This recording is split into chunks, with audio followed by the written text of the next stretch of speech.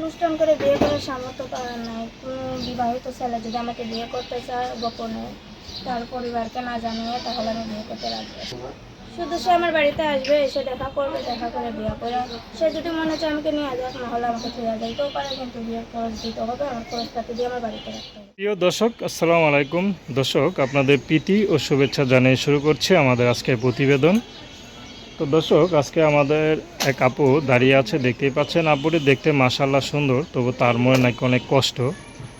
তো তার এই কষ্টগুলো কে দিল, আমরা তার মুখ থেকে শুনবো। আপু আসসালামু আলাইকুম, ওয়ালাইকুম আসসালাম। কেমন আছেন? এই তো ভাই আছি কোনো রকম। নাম কি আপনার? আমার নাম অন্তরা। অন্তরা, খুব সুন্দর নাম। দেখে তো মাশাআল্লাহ খুব সুন্দর। চেহারা সুন্দর হইলে কি হবে, মনে অনেক কষ্ট। আচ্ছা, তো কারো অন্তরে জায়গা করতে পারছেন? না, কেন পারেন নাই? মনের মতো হয়ে কেউ পাশে দাঁড়ায়নি। আচ্ছা, কেমন মনের মানুষ চান? যেমন মনে মনে চাই সে যেমনই হোক, সে আমার কষ্টটুকু দেখে আমার পাশে দাঁড়াইলে, আমার দায়িত্ব নিলে, সেরকম একজন মানুষ যেমনই হোক তাকে আমি বিয়ে করবো, সে যদি আমার পাশে দাঁড়ায়। কি করেন আপনি?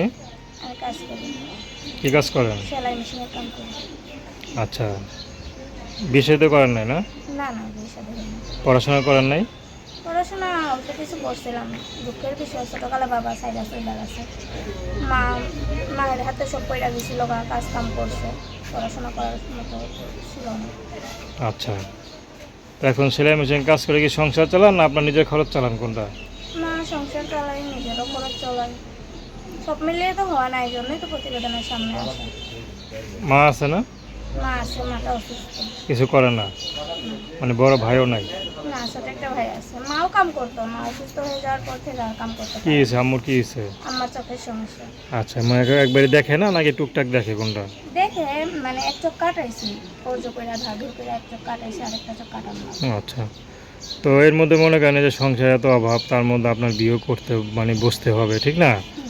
তো এই অভাবের মধ্যে মনে করেন আজকাল তো বিয়ে শাদী করতে গেলে মনে করেন মোটামুটি স্বামীর স্বামীকে কিছু দিতে হয়, তারপর স্বামীর পরিবারকে খাওয়াই দিতে হয়, অনেক কিছু আয়োজন করতে হয়। এগুলো কি পারবেন? ওগুলা পারলে কি আর প্রতিবেদনের সামনে আসতাম না ভাই?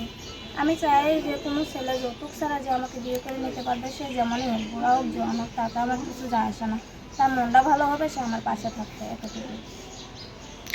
আপনার তো আর আয়োজন করে বিয়ে করার মতো সামর্থ্য নাই। কেউ যদি আপনাকে গোপনে বিয়ে করতে চায়, কইরা মনে করেন পালায়া বিয়ে শাদী করে বা সংসার করতে চায়, আপনি করতে পারবেন? আমি পালায় বিয়ে করবো কেন? সে যদি আমাকে বিয়ে করতে চায়, সে আমাকে করবে, আমার বাড়িতে আসবে, আমার সাথে দেখা করবে, যদি তারপরে আমার দেখাশোনা করে, আমার বাড়ির লোকজনের সাথে কথাবার্তা করে আমার বিয়ে করে নিয়ে যাবে। অনেকে তো আসে বিবাহিত, দেখা গেলো সে আপনার পছন্দ করে বিয়ে করতে পারে, কিন্তু তার পরিবার তা আনা যাবে না। তো সেই ক্ষেত্রে কি যদি সে নিজে এসে আপনাকে দেখা শুনে বা আপনার তারা দেখা শুনে যদি বিয়ে করতে চান, করবেন? হ্যাঁ, তাহলে করা যাবে। সে যদি বিয়ে করে আমার বাড়িতে রাখে, আমার খরচ দেয়, তাহলে অবশ্যই করা করবেন? যাবে। আচ্ছা, তো নাম কি বললেন? আমার নাম অন্তরা। তো দর্শক, তার নাম্বারটা হচ্ছে 01300814276।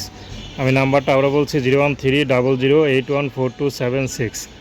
তো দর্শক, প্রেম ভালোবাসা সাহায্য সহযোগিতা বিয়ে শাদী করে একান্ত আপনাদের ব্যক্তিগত ব্যাপার।